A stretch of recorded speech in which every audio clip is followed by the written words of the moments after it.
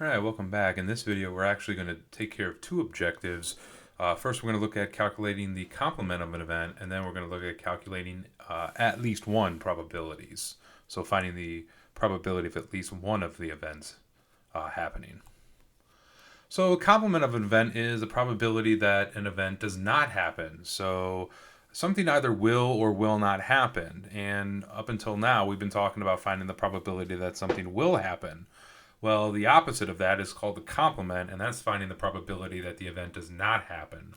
So if we denote it P of A, the complement, we can denote P of A prime. Some courses use a C in place of this prime. So whatever notation your book or class is using, just go with that.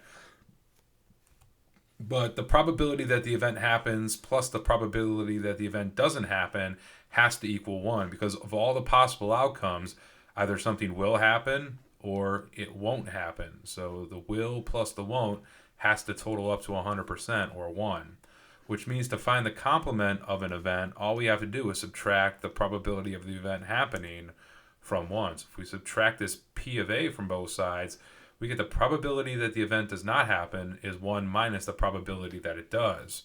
So if there is a 75% chance a subway train will arrive on time, that means there's a 25% chance that it won't. So we can use complements to help us calculate at least one probabilities. So here I have a number line just to illustrate the idea. And let's say we wanted to figure out what is the probability of at least one event happening. Well, at least one means either one, it happens one time, 2 times, 3 times, 4 times, da da da da da da da. Now, in terms of that, we could calculate what all these probabilities have to be. So the probability that it happens one time, the probability that happens 2 times, 3 times, 4 times, however many times there are total. But rather than add up all these individual probabilities, we can instead find the complement of at least one, because either it will happen no times or it will happen at least one time. And the complement of at least one is none. So to find the complement of at least one, or to find the probability of at least one, take the probability of none and subtract it from 100%. In general, the complement of at least n events is n minus 1 events or less. So at least 5 events would be 4 events or less. So let's take a look at this in action. Hopefully it'll make a little bit more sense. So example 4, 2 dice are rolled. What is the probability of rolling a sum of at least 4? A sum of at least 4. Well, the sum of at least 4, the probability of rolling a sum of at least 4 is going to be equal to 1 minus the probability of rolling something less than 4. So either a 2 or a 3. Well, there's a 1, 2, 3 instances here.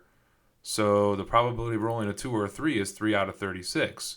So the probability of at least 4 is going to be 1 minus 3 out of 36, which is 33 out of 36, or 11/12.